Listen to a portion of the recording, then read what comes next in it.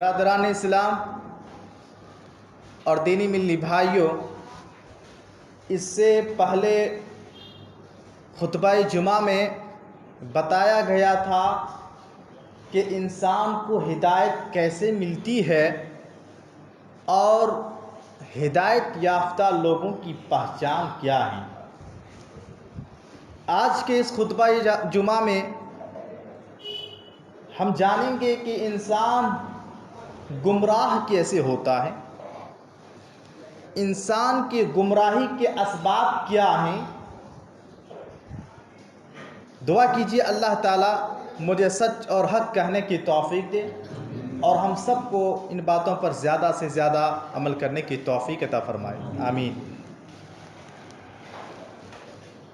میرے بھائیوں، یہ بات یاد رکھیے، ہدایت یہ اللہ رب العالمین کی طرف سے بہت بڑی اور بہت قیمتی اور بہت اہم نعمت ہے، اور اللہ تعالیٰ نے بہت ساری نعمتیں دی ہیں، جیسے صحت اور تندرستی بھی ایک بہت بڑی نعمت ہے، مال اور دولت بھی نعمت ہے، اور بہت ساری چیزیں اللہ تعالیٰ نے نعمتوں کی شکل میں دی ہیں، جوانی، حسن، خوبصورتی اور بہت ساری چیزیں اللہ تعالیٰ نے نعمتوں کی شکل میں دی ہیں۔ لیکن ساری نعمتیں اپنی اپنی جگہ پر اہمیت رکھتی ہے، اور ان تمام نعمتوں میں سب سے اہم نعمت ہدایت اور ایمان کی نعمت ہے۔ اگر انسان کے پاس ہدایت نہیں، ایمان نہیں، تو دیگر ساری نعمتیں بے معنی اور بے مقصد ہو جاتی ہیں، اور اگر انسان کے پاس ہدایت ہو، ایمان ہو، تو اور ساری نعمتوں کی قدر بڑھ جاتی ہے، اور ایسے ہی لوگ کامیاب ہوتے ہیں جس کے پاس ہدایت ہو، ایمان ہو، اور جس کے پاس یہ نعمتیں نہیں ہو وہ ناکام ہوتے ہیں۔ آپ دیکھیں، فرعون یہ حکمراں تھا، قارون سرمایہ دار تھا، شداد جاگیردار تھا، حامان عہدے دار تھا، ابو لہب مالدار تھا، دولت مند تھا، لیکن یہ لوگ ناکام ٹھہرے، ناکام ہوئے۔ کیوں؟ اس لیے کہ ان کے پاس ہدایت کی نعمت نہیں تھی، ایمان کی دولت نہیں تھی۔ اور اس کے بالمقابل اگر دیکھا جائے انبیاء کرام، سلف صالحین، صحابہ کرام کو، تو یہ لوگ کامیاب ہیں۔ کیوں؟ اس لیے کہ ان کے پاس ہدایت اور ایمان جیسی دولت تھی۔ تو کامیاب وہی ہوتا ہے جس کے پاس ہدایت ہو، ایمان ہو، اور جو ان چیزوں سے محروم ہو، یقین مانیے وہ ناکام اور نامراد ٹھہرتے ہیں۔ میرے بھائیوں، ایک اور بات یہ جان لیجئے کہ اللہ تبارک و تعالیٰ نے ہمیں کیوں پیدا فرمایا، ہماری دنیا میں آنے کا مقصد کیا ہے، ریزن کیا ہے، اس سوال کا جواب خود قرآن میں اللہ تعالیٰ نے فرما دیا ہے۔ اللہ تبارک و تعالیٰ فرماتا ہے، وَمَا خَلَقْتُ الْجِنَّ وَالْإِنسَ إِلَّا لِيَعْبُدُونَ، میں نے جنوں اور انسانوں کو اس لیے پیدا فرمایا تاکہ وہ میری بندگی کرے، میری عبادت کرے۔ دیکھیے، ہر چیز کا کوئی نہ کوئی مقصد ہوتا ہے، ہر چیز کا کوئی نہ کوئی مقصد ہے۔ موبائل ہے، اس کا مقصد ہے بات کرنا، انٹرنیٹ چلانا، بہت ساری چیزیں۔ گھڑی ہے، گھڑی کا مقصد ہے وقت بتلانا۔ مائک ہے، مائک کا مقصد ہے آواز کو دوسرے تک پہنچانا۔ ہر چیز کا ایک مقصد ہے۔ انسان کا دنیا میں آنے کا مقصد کیا ہے؟ انسان کا دنیا میں آنے کا مقصد اللہ کی عبادت ہے۔ اب اگر انسان اپنی زندگی کو اس مقصد کے تحت گزارتا ہے تو کامیاب ہے، اور اگر انسان اس مقصد کو چھوڑ دیتا ہے تو وہ گمراہی کے راستے پہ چلا جاتا ہے، انسان گمراہ ہو جاتا ہے۔ اور یاد رکھو، جب انسان گمراہ ہو جاتا ہے، انسان گمراہی کے دلدل میں پھنس جاتا ہے، تو پھر اسے دنیا میں بھی نقصان کا سامنا کرنا پڑتا ہے، آخرت میں بھی اسے خسارہ اٹھانا پڑتا ہے۔ یہی وجہ ہے ہماری ہماری شریعت نے ہر نماز میں گمراہی سے پناہ مانگی گئی ہے، پناہ مانگنے کی تعلیم دی ہے۔ ہم جو نماز پڑھتے ہیں، ہر نماز میں سورۃ الفاتحہ پڑھتے ہیں، اس میں اللہ نے کیا حکم دیا ہے، اس میں اللہ سے ہم کیا مانگتے ہیں؟ جب ہم کہتے ہیں غیر المغضوب علیہم ولا الضالین، اے اللہ تو ہمیں ان لوگوں کے راستے پر نہ چلا جو گمراہ ہو گئے، ان لوگوں کی راہ پر نہ چلا جو راہ راست سے بھٹک گئے۔ آپ اندازہ کیجئے کہ گمراہی یہ کتنی خطرناک چیز ہے۔ راہ راست سے بھٹکنے کا مطلب کیا ہے؟ آپ مثال سے سمجھ سکتے ہیں۔ ہم یہاں سے سفر باندھتے ہیں کسی شہر کو جانے کے لیے، کسی گاؤں کو جانے کے لیے۔ اب اگر انسان اس گاؤں اور اس شہر کو جانے کے لیے جو راستہ ہے اس راستے پر چلتا ہے، بہت آسانی سے اصل منزل پر پہنچ جاتا ہے۔ اور اگر انسان اس اصل منزل کی طرف جا رہا ہے لیکن راستے میں راہ چلتے وقت دائیں ٹرن لے لے، بائیں ٹرن لے لے، دائیں چلا جائے یا بائیں چلے جائے اور اسے پتہ نہ ہو اس راستے کا، یاد رکھو انسان اس طرح گمراہ ہوتا ہے، اس طرح راہ راستے بھٹکتا ہے، اس طرح بھٹکتا ہے کہ پھر اسے اصلی راستہ معلوم کرنا ناممکن ہو جاتا ہے۔ یہی حال گمراہی کا ہے۔ انسان اگر گمراہی کے راستے کو اختیار کر لیتا ہے تو اس طرح وہ بھٹک جاتا ہے، اس طرح راہ راست سے دور ہو جاتا ہے کہ پھر اسے ہدایت کی راستے کی طرف آنا ناممکن اور مشکل ہو جاتا ہے۔ اور اللہ تبارک و تعالیٰ نے ایسے لوگوں کی مثال قرآن میں بیان فرمائی۔ سورہ بقرہ کے اندر اللہ تعالیٰ فرماتا ہے اولئک الذین اشتروا الضلالۃ بالہدی فما ربحت تجارتهم وما كانوا مہتدین۔ اللہ فرماتا ہے یہ وہ لوگ ہیں جو ہدایت کو گمراہی کے بدلے خریدتے ہیں، اور یہ گمراہی کا سودا، یہ گمراہی کا خریدنا یہ اتنی خطرناک تجارت ہے، اتنی خطرناک سودا ہے وَمَا كَانُوا مُهْتَدِينَ کہ اس کے بعد پھر اسے ہدایت ناممکن ہو جاتی ہے، اسے ہدایت ملنا مشکل ہو جاتا ہے۔ تو یاد رکھو جو انسان گمراہی کے راستے کو اختیار کرتا ہے وہ ایسی تجارت کرتا ہے، وہ ایسا سودا کرتا ہے کہ پھر اسے ہدایت ملنا ناممکن ہے۔ جب یہ گمراہی اتنی خطرناک چیز ہے تو ہر مسلمان کو، ہر اہل ایمان کو یہ پتہ ہونا چاہیے کہ وہ کون سی چیزیں جو انسان کو گمراہ کر دیں، وہ کون سے اسباب ہیں جو انسان کو گمراہی کی طرف لے جائے۔ کیوں؟ تاکہ ہمارا ایمان باقی رہے اور ہم ہدایت پر رہیں اور ہم ضلالت اور گمراہی کے راستے سے محفوظ رہیں۔ تو آئیے ہم جانتے ہیں وہ کون سے اسباب ہیں جو انسان کو راہ راست سے بھٹکا دیتے ہیں۔ سب سے پہلا سبب گمراہی کا، اللہ رب العالمین کو چھوڑ کر کسی اور کی عبادت کرنا، یا اللہ کی بھی عبادت کرتا ہو لیکن اس میں کسی اور کو شریک بھی کرتا ہو، جسے اصطلاح میں شرک کہا جاتا ہے۔ انسان اگر شرک کو انجام دیتا ہے تو یہ گمراہی کا سب سے بڑا سبب ہے۔ آپ قرآن پاک کی اس آیت سے اندازہ کیجئے۔ سورہ نساء آیت نمبر 116 پر اللہ ارشاد فرماتا ہے وَمَن يُشْرِكْ بِاللَّهِ فَقَدْ ضَلَّ ضَلَالًا بَعِيدًا۔ اللہ اکبر، آیت کے لفظ پر غور کیجئے۔ اللہ فرماتا ہے وہ انسان جو اللہ کے ساتھ کسی اور کو شریک ٹھہراتا ہے وہ دور کی گمراہی میں چلا جاتا ہے۔ صرف ضلع کا لفظ استعمال نہیں کیا بلکہ کیا کہا؟ ضلع ضلالا بعیدا، بہت دور کی گمراہی میں چلا جاتا ہے، ایسا گمراہ ہوتا ہے کہ پھر اسے ہدایت ملنا مشکل ہو جاتا ہے۔ تو جو شخص شرک کرتا ہے اللہ کی الوہیت میں، اللہ کی ربوبیت میں، اللہ کی اسماء و صفات میں، اللہ کی بندگی میں، اللہ کی عبادت میں کسی اور کو شریک کوئی ٹھہراتا ہے وہ بہت بڑا جرم کرتا ہے اور یہ گمراہی کا بہت بڑا سبب ہے۔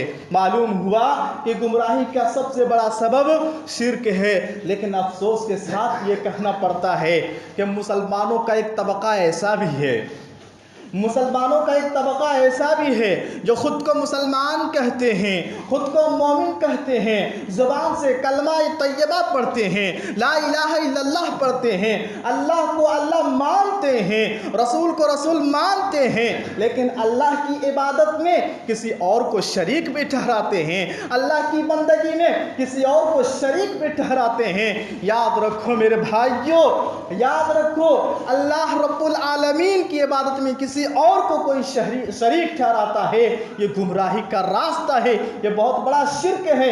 اللہ کے علاوہ کسی اور کو حاجت روا سمجھے، اللہ کے علاوہ کسی اور کو مشکل کشا سمجھے، اللہ کے علاوہ کسی اور کو بندہ نواز سمجھے، اللہ کے علاوہ کسی اور کو غریب نواز سمجھے، اللہ کے علاوہ کسی اور کو مصیبتوں کا دور کرنے والا سمجھے، اللہ کے علاوہ کسی اور کو اولاد دینے والا سمجھے، اللہ کے علاوہ کسی اور کو شفا دینے والا سمجھے، یاد رکھو یہ بہت بڑا شرک ہے، یہ شرک ہے اور انسان گمراہ ہو جاتا ہے۔ یہ کامل ایمان نہیں ہے کہ ہم اللہ کی بھی عبادت کریں، اللہ کے ساتھ ساتھ کسی اور کو بھی شریک کریں، یہ کامل ایمان نہیں ہے۔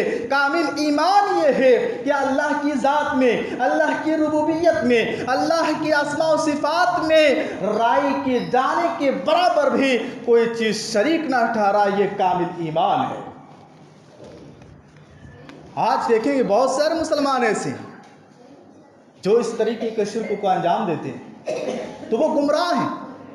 قرآن کہتا ہے فَقَدْ ضَلَّ ضَلَالًا بَعِيدًا، جو شرک کو انجام دیتا ہے بہت بڑی گمراہی کا شکار ہوتا ہے۔ اور یہی نہیں، ایسے نادان کو سمجھنا چاہیے، قرآن پڑھنا چاہیے، قرآن کا مطالعہ کرنا چاہیے۔ کیوں؟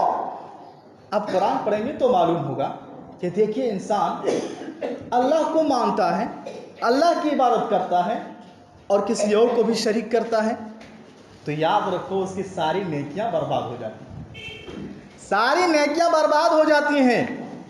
انسان حج کر لے، عمرہ کر لے، مدرسے بنوائے، مساجد بنوائے، غریبوں کی مدد کرے، بیواؤں کی مدد کرے، یتیموں کی مدد کرے اور خدمت خلق کو انجام دے، بہت سارے اچھے اچھے کام کو انجام دے، یاد رکھو اگر وہ اللہ کی ذات میں کسی اور کو شریک ٹھہراتا ہے ان کی ساری نیکیاں برباد ہو جاتی ہیں۔ اللہ تبارک و تعالی ارشاد فرماتا ہے لَإِنْ أَشْرَكْتَ لَيَحْبَطَنَّ عَمَلُكَ وَلَتَكُونَنَّ مِنَ الْخَاسِرِينَ۔ یہ آیت کریمہ میں اللہ تعالیٰ نے پیارے نبی کو مخاطب ہو کر فرمایا اے نبی اگر آپ نے ابھی شرک کو انجام دیا، اگر آپ سے بھی شرک صادر ہوا، یاد رکھو آپ کے اعمال برباد ہو جائیں گے اور آپ نقصان اٹھانے والوں میں ہو جائیں گے۔ یہ قرآن کی آیت ہے، کسی اور ایرو گیرو کتاب کی آیت نہیں ہے۔ تو ایسے لوگ جو اللہ کی ذات کے ساتھ شرک کرتے ہیں، اللہ کی عبادت میں کسی اور کو شریک کرتے ہیں،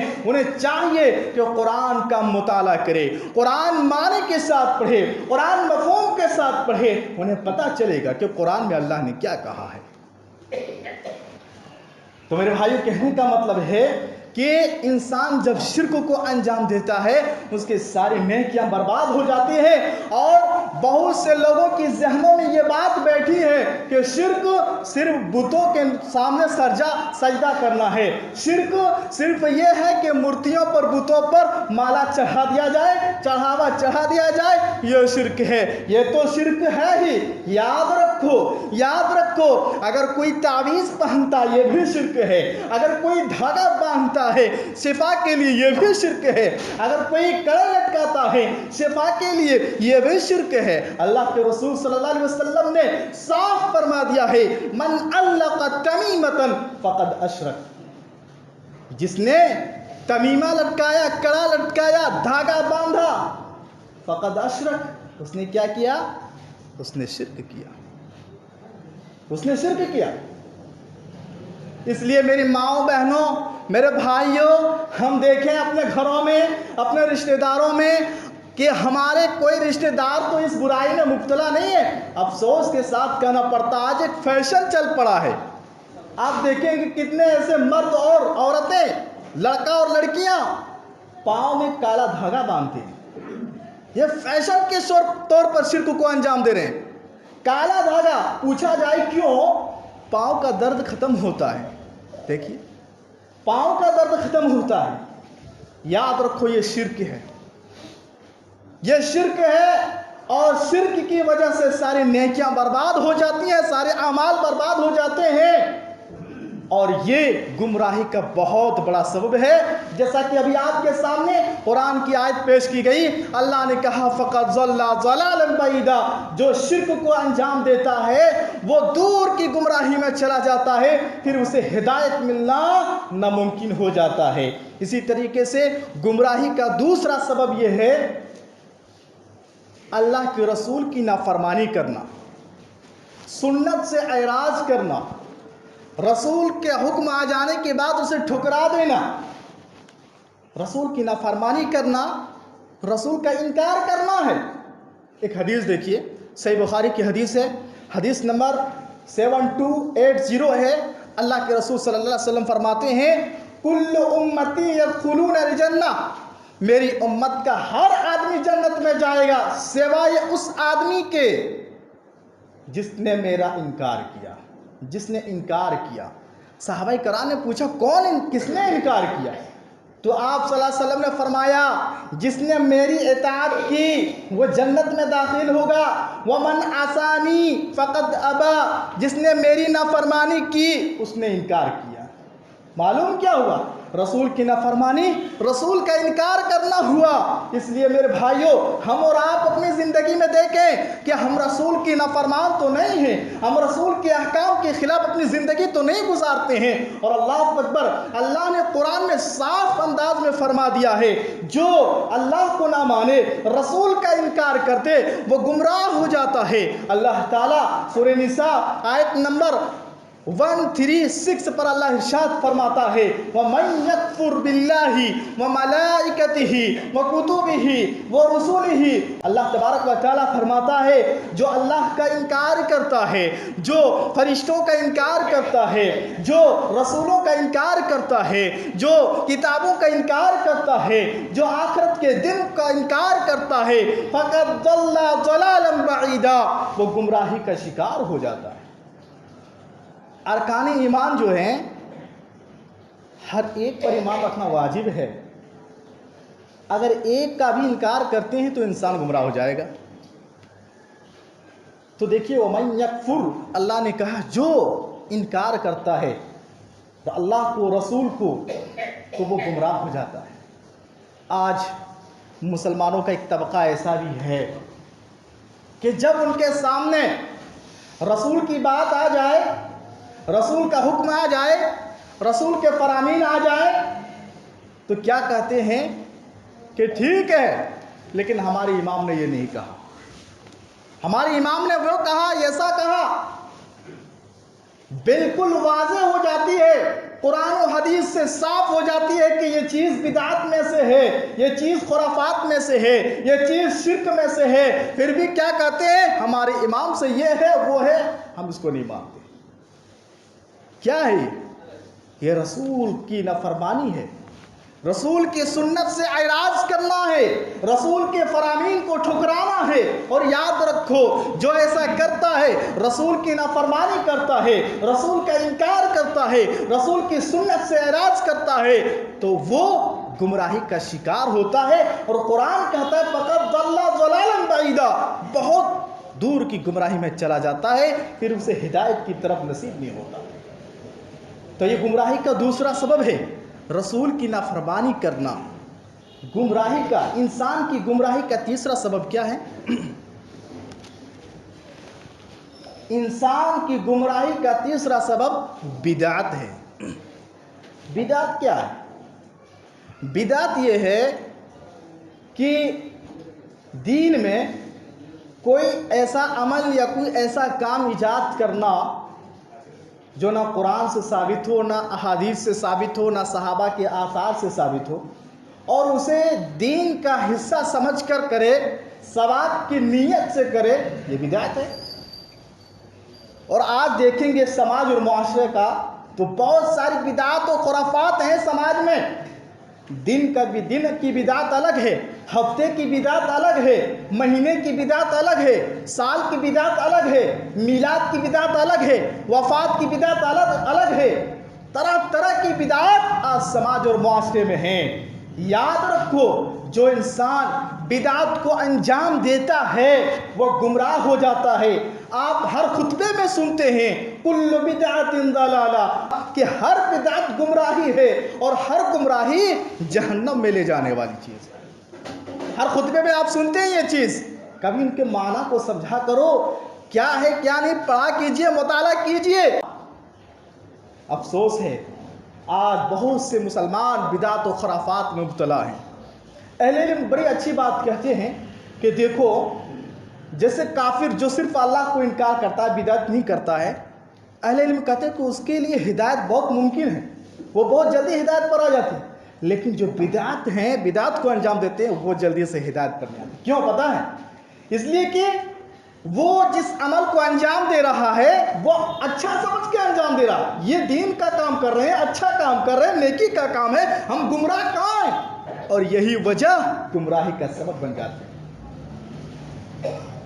اس لیے میرے بھائیوں، بدعات سے بچیں۔ ایک اور حدیث دیکھیے، سیدنا ارباز رضی اللہ تعالیٰ عنہ بیان کرتے ہیں کہ ایک مرتبہ پیارے نبی جناب محمد رسول اللہ صلی اللہ علیہ وسلم نے نماز فجر کے بعد ہمیں خطبہ دیا، اور ایسا بلیغ خطبہ دیا، ایسا مؤثر وہ خطبہ تھا کہ ہماری آنکھیں اشکبار ہو گئی، ہماری آنکھوں سے آنسو آنے لگے، ہمارے دل دھڑک گئے، ہمارے دل ڈر گئے۔ حتیٰ کہ ایک صحابی رسول نے کہا، اللہ کے رسول، ایسا لگ رہا ہے یہ آپ کا آخری خطبہ ہے، آپ ہمیں کچھ نصیحت کر دیجئے۔ اس موقع پر پیارے نبی جناب محمد رسول اللہ صلی اللہ علیہ وسلم نے چند باتوں کی وصیت کی۔ آپ نے فرمایا، لوگوں سنو، اوصیکم بتقوی اللہ، میں تمہیں وصیت کرتا ہوں سب سے پہلے اس بات کی کہ تم اپنے اندر اللہ کا ڈر پیدا کرنا، اللہ کا خوف، اللہ کا ڈر اپنے اندر پیدا کرنا۔ جہاں بھی ہو، ایسا نہیں کہ صرف مسجد میں ہم اللہ سے ڈریں، مسجد سے باہر جائیں پھر منمانی کی زندگی گزاریں، مارکیٹ میں جائیں منمانی کی زندگی گزاریں، نہیں، جہاں بھی ہو اللہ کا ڈر اپنے اندر پیدا کرو، اللہ کا خوف اپنے اندر پیدا کرو۔ اور یقین مانو، اگر انسان کے اندر اللہ کا ڈر آ جائے، اللہ کا خوف آ جائے، وہ کبھی بھی اللہ کی نافرمانی نہیں کرے گا، رسول کی نافرمانی نہیں کرے گا، قرآن کی باتوں سے انکار نہیں کرے گا، حدیث کی باتوں سے انکار نہیں کرے گا، وہ اللہ کے حکم پر چلے گا جس کے اندر اللہ کا ڈر ہو، اور کبھی بھی فرائض سے نہ غافل ہوگا، نہ سنتوں سے غافل ہوگا، نہ عبادتوں سے غافل ہوگا۔ اور جب انسان کے دل سے اللہ کا ڈر نکل جائے، پھر منمانی انسان زندگی گزارتا ہے۔ اور اگر آج کا جائزہ لیں اس حالات کا، اس امت کا افسوس ہوتا ہے، اکثریت کے دلوں سے اللہ کا ڈر نکل چکا ہے۔ اب آپ پوچھیں گے، آپ کو کیسے پتا ہمارے دل میں ڈر ہے کہ نہیں؟ آپ پوچھ سکتے ہیں، آپ کے دل میں کتنا ڈر ہے، اللہ کا کتنا خوف ہے؟ یہ مسجد ہمیں پیغام دیتی ہے، یہ مسجد ہمیں بتاتی ہے۔ جب حی علی الصلاۃ کی آواز آتی ہے، ہم دیکھتے ہیں جب نماز ہوتی ہے، اللہ سے ڈرنے والے بندے کبھی دنیا کو ترجیح نہیں دیتے، اللہ سے ڈرنے والے بندے کبھی دولت کو عبادت پر ترجیح نہیں دیتے، اللہ سے ڈرنے والے بندے کبھی دنیا میں مشغول ہو کر عبادتوں کو ترک نہ کرتے ہیں۔ یہ عبادتیں ہمیں میسج دیتی ہے کہ آج ہمارے اندر اللہ کا ڈر نہیں ہے، اللہ کا خوف نہیں ہے، یہی وجہ ہے ہم نمازوں سے غافل رہتے ہیں۔ اب دیکھو، آپ آسان سے یہ سمجھ سکتے ہیں کہ انسان کو کہیں سفر میں جانا ہو، ٹائم جیسے 4 بجے ٹرین ہے، تو اس کے دل میں ڈر رہتا ہے، اگر ہم نے دیر کی تو ٹرین ہماری چھوٹ نہیں جائے گی، ڈر ہے، اس لیے وہ پورے طور ریڈی رہتا ہے اور جا کے اسٹیشن پر وقت سے پہلے پہنچ جاتا ہے۔ کیوں؟ ڈر ہے ٹرین چھوٹ گئی تو اسی طرح میرے بھائیوں، ہمارے اندر یہ فکر ہونی چاہیے کہ اللہ کا اس ڈر سے ہمیں جنت ملنے والی ہے۔ اگر ہمارے پاس اللہ کا ڈر نہیں تو جنت ہمارے ہاتھ سے چھوٹ جائے گی، جنت سے ہم محروم ہو جائیں گے۔ اور جس انسان کے اندر یہ چیز پیدا ہو جائے، یاد رکھو وہ اللہ سے ڈرے گا اور کبھی بھی نمازوں سے غافل نہیں ہوگا۔ آج وہ ہمارے اندر نہیں ہے. صرف باتیں ہیں، بڑی بڑی باتیں ہم کرتے ہیں، لیکن عبادت میں ہم کہاں آگے ہیں؟ اللہ کا ثبوت دو، تقوی اللہ کا ثبوت دو. تو اللہ کے رسول صلی اللہ علیہ وسلم نے سب سے پہلی نصیحت کی کیا بتائی؟ کہا اوصیکم بتقوی اللہ، لوگوں اللہ سے ڈرو، اللہ کا خوف اپنے اندر پیدا کرو، اور اللہ سے ڈرنے والے کبھی عبادتوں سے غافل نہیں رہتے. اس کے بعد آپ نے فرمایا کہ لوگوں تم میں سے جو امیر بنایا جائے تم اس امیر کی اطاعت کرو، اس امیر کی فرما برداری کرو، اگرچہ حبشی کالا غلام بھی تمہارا امیر نہ ہو، کیوں نہ ہو، اس کی بات مانو، اس کی اطاعت کرو. اور پھر اللہ کے رسول صلی اللہ علیہ وسلم نے کہا لوگوں دیکھو میرے بعد تم لوگ بہت سارے اختلافات کو دیکھو گے، میرے بعد بہت سارے اختلافات آئیں گے.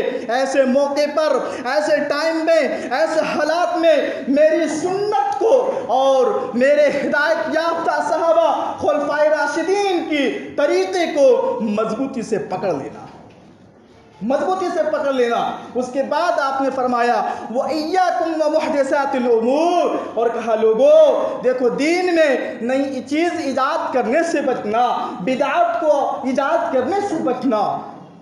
تو دیکھیے اس حدیث پاک میں اللہ کے رسول صلی اللہ علیہ وسلم نے جو لوگوں کو نصیحت کی، وصیت کی، اس بات کی بھی وصیت کی کہ لوگوں بدعت سے بچتے رہنا. کیوں؟ کیونکہ کل بدعت ضلالہ وکل ضلالۃ فی النار. جو بدعت کو انجام دے وہ گمراہی کو اپنا لیتا ہے، اور یہ گمراہی انسان کو جہنم میں لے کر جاتی ہے. اور امام مالک کی ایک پیاری بات میں آپ کے سامنے بتا کر اپنی بات ختم کروں گا. امام مالک رحمہ اللہ بڑی پیاری بات فرماتے ہیں، بڑی اچھی مثال دیتے ہیں کہ دیکھو انسان کو سنت نہیں چھوڑنا چاہیے. اگر سنت کی جگہ کسی نے بدعت کو جگہ دی تو وہ غرق ہو گیا، وہ ڈوب گیا، برباد ہو گیا. امام مالک رحمہ اللہ فرماتے ہیں السنت سفینۃ نوح، فرماتے ہیں کہ یہ سنت نوح علیہ السلام کی کشتی کی مانند ہے. آپ سنے ہوں گے نوح علیہ السلام کے واقعہ کہ کشتی میں جتنے لوگ سوار ہوئے سب کامیاب ہوئے، نجات پا گئے، اور سارے کے سارے لوگ برباد ہو گئے. امام مالک رحمہ اللہ فرماتے ہیں کہ جو انسان سنت کو اپنا لیتا ہے، سنت کو اپنی زندگی میں لازم کر لیتا ہے، وہ کامیاب ہے. اور جو سنت سے پیچھے ہٹ جائے، سنت کو چھوڑ دے، تو وہ غرق ہو جاتا ہے، وہ ڈوب جاتا ہے. کتنی پیاری مثال امام مالک رحمہ اللہ نے دی ہے.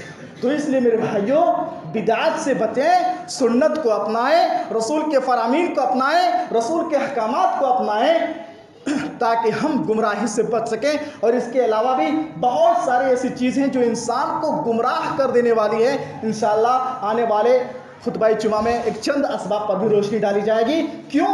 تاکہ ہم گمراہی سے بچ سکیں. اگر ہم ان چیزوں کو نہیں جانیں گے تو ہو سکتا ہے ہم گمراہی کے راستے میں جا سکتے ہیں. اس لیے کہ اہل ایمان ایک مسلمان کے لیے ضروری ہے کہ وہ چیزیں کون سی ہیں جو انسان کو گمراہ کر دے، اسے معلوم کرنا چاہیے. اللہ رب العالمین سے دعا کیجیے اللہ رب العالمین ہم سارے مسلمانوں کو آخری سانس تک ہدایت اور ایمان پر رکھے، اور ایمان و عمل صالح کے ساتھ رکھے، اور جب ہمارا خاتمہ ہو تو ایمان بالخیر پر ہو.